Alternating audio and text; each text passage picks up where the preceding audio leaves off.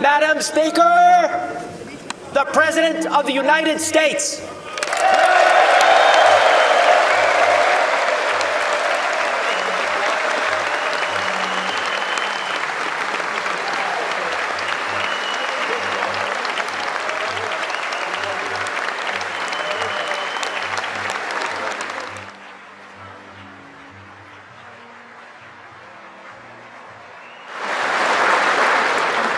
I am thrilled to report to you tonight that our economy is the best it has ever been.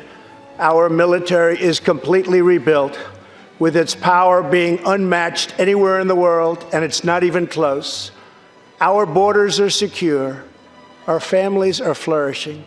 Our values are renewed. Our pride is restored. And for all of these reasons, I say to the people of our great country, and to the members of Congress, the state of our union is stronger than ever before. If we hadn't reversed the failed economic policies of the previous administration, the world would not now be witnessing this great economic success.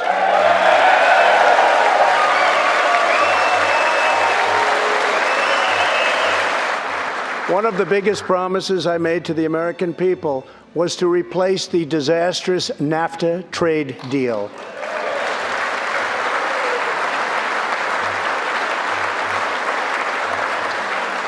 In fact, unfair trade is perhaps the single biggest reason that I decided to run for president.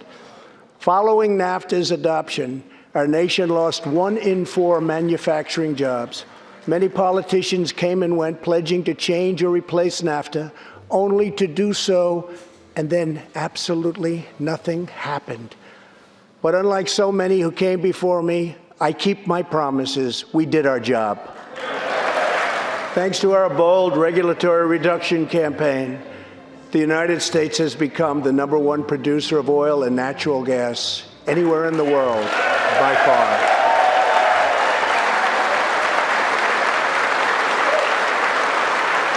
We are supporting the hopes of Cubans, Nicaraguans, and Venezuelans to restore democracy. The United States is leading a 59-nation diplomatic coalition against the socialist dictator of Venezuela, Nicolas Maduro.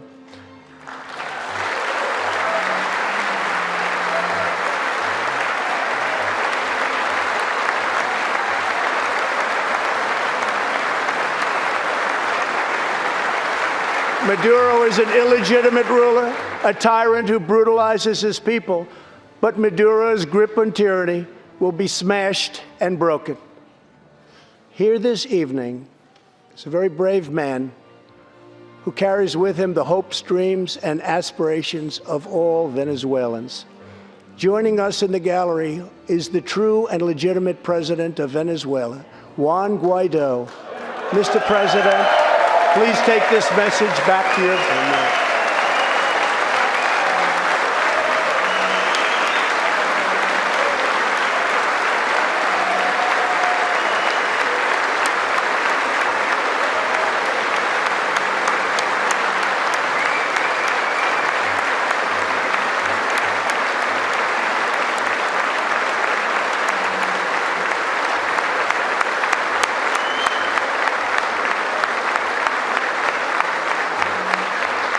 Almost every American family knows the pain when a loved one is diagnosed with a serious illness.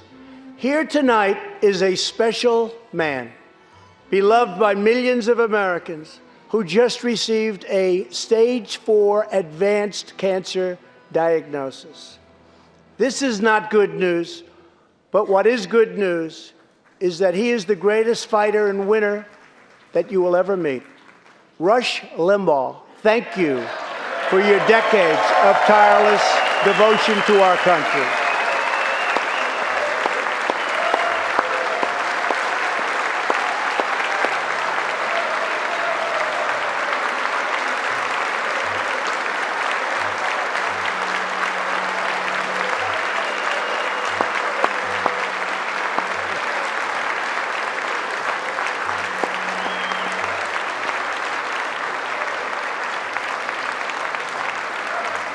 And Rush, in recognition of all that you have done for our nation, the millions of people a day that you speak to and that you inspire, and all of the incredible work that you have done for charity, I am proud to announce tonight that you will be receiving our country's highest civilian honor, the Presidential Medal of Freedom.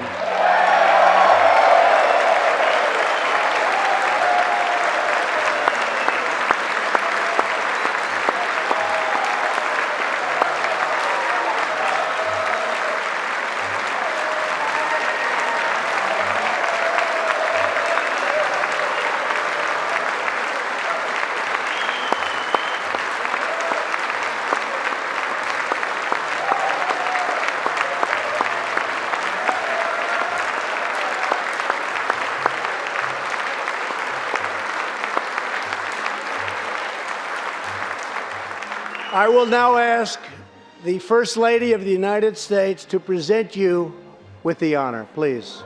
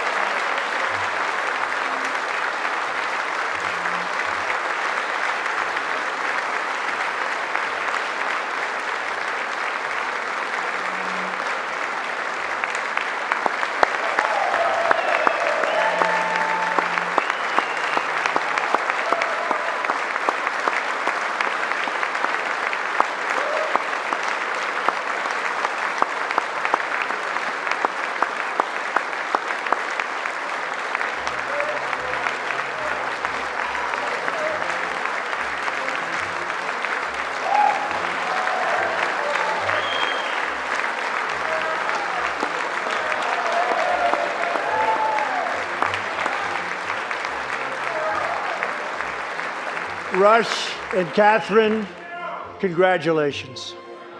And just weeks ago, for the first time since President Truman established the Air Force, more than 70 years earlier, we created a brand new branch of the United States Armed Forces. It's called the Space Force. Very important.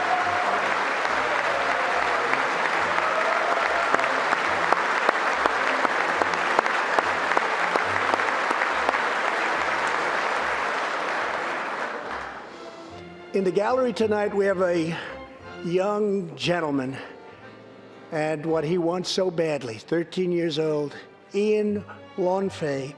He's an 8th grader from Arizona. Ian, please stand up. Ian has always dreamed of going to space. He was the first in his class and among the youngest at an aviation academy. He aspires to go to the Air Force Academy, and then he has his eye on the Space Force. As Ian says, most people look up at space. I want to look down on the world.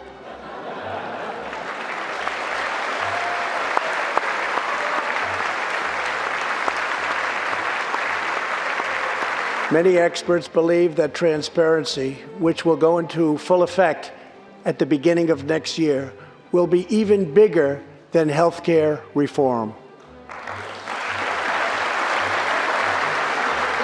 It will save families massive amounts of money for substantially better care. But as we work to improve Americans' health care, there are those who want to take away your health care, take away your doctor, and abolish private insurance entirely.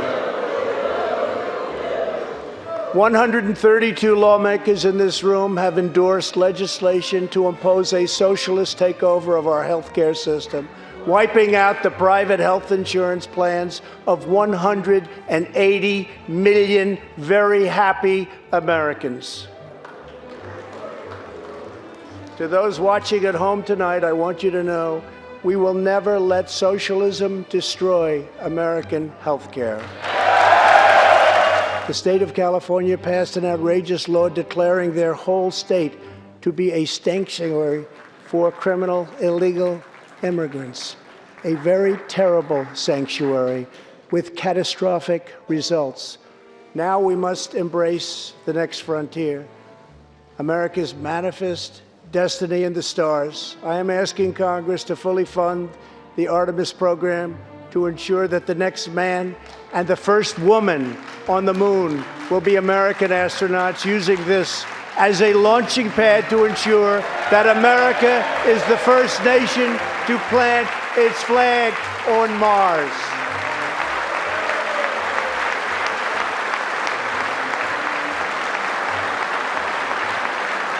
For decades, China has taken advantage of the United States.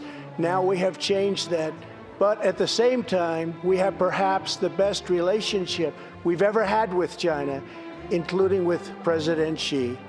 They respect what we've done because, quite frankly, they could never really believe that they were able to get away with what they were doing year after year, decade after decade, without someone in our country stepping up and saying, "That's enough."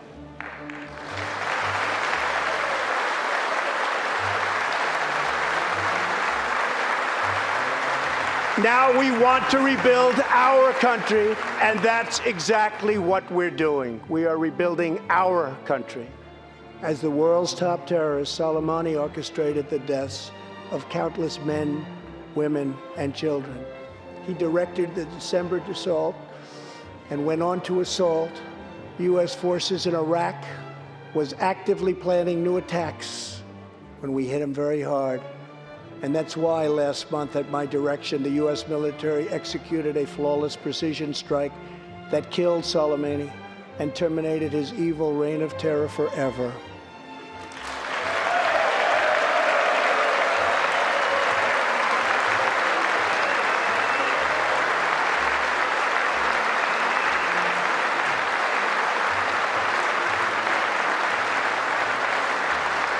Our message to the terrorists is clear.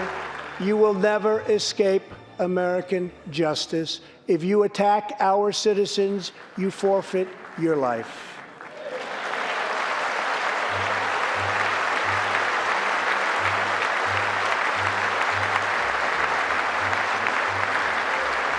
There is one more thing. Tonight we have a very special surprise.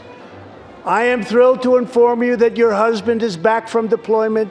He is here with us tonight, and we couldn't keep him waiting any longer.